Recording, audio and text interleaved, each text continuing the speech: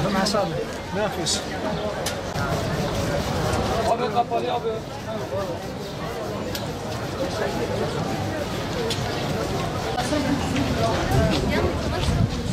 Evet.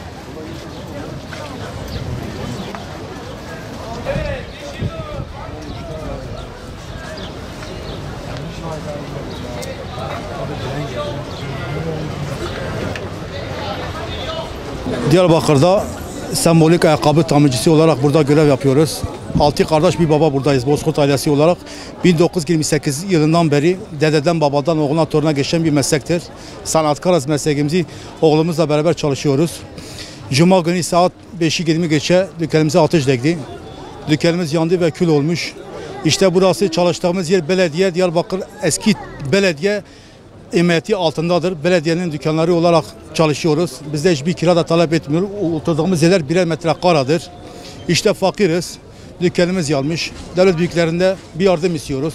Çevre Bakanlığı'nın üzerine düşen bu görev Diyarbakır'ın bütün yerlerini yapmışlar, projelerini gerçekleştirmişler. Sadece Hasan Paşa'nın önü ve Diyarbakır'ın tarihi sembolik boğaçları kalmış. Bunu da yapacaklarını biliyoruz, yapacaklar. Ama dükkanımız şimdi paramparça olmuş, yanmış. Ben mağdur durumdayım. Ona da tek istediğim dükkanımın tamiratını yapılmasını istiyorum. Benle çocuğum varız. Çok şükür Allah'a çalışıp kazanacağız. Tek istediğim dükkanımın tamiratıdır. Dükkanımı bana onarsınlar, bana teslim etsinler. Diğeri zaten Allah gönderecek. Başka da hiçbir şey istemiyorum. Hiçbir yardım da istemiyorum. Sadece dükkanımın yapılmasını arz ederim. Çevre Bakanlığı'ndan. Yaklaşık. En azından hani bakarsam 40-45 bin lira yazmışım ben. Sadece 70 bin lira yakın benim bir zararım var. 3 tane benim makinem buradadır. Tanesi $1400. Adana'da satılıyor bu makineler. Benim makinelerim de eski makinedir. Bu makinelerin aynısı da yoktur zaten. 3 tane makinemdir. $1400'da 4200 lira sadece benim 3 tane makinemdir. Bir de kemerlerim var, damlalarım var, bağalarım var, tespihlerim var, astarlarım var, malzemelerim var. Yani zararım en azından nereden bakarsam bir 70-80 milyar benim zararım olmuştur. 70-80 milyar. Bana yapacakları sadece benim dükkanımı onarsınlar. Ben başka da hiçbir şey kimsede bir şey istemiyorum.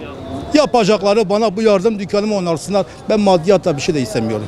Sadece bunu istiyorum. Yangın neyden kaynaklanıyor? Yangın işte tam olarak bilmiyoruz. Herhalde kontaktandır. Akşam biz eve gittiğimiz zaman oğlum bir şanteli indirmiş, elektriği kesmiş, ana şantel unutmuş. Ana şanteli açık bırakmış.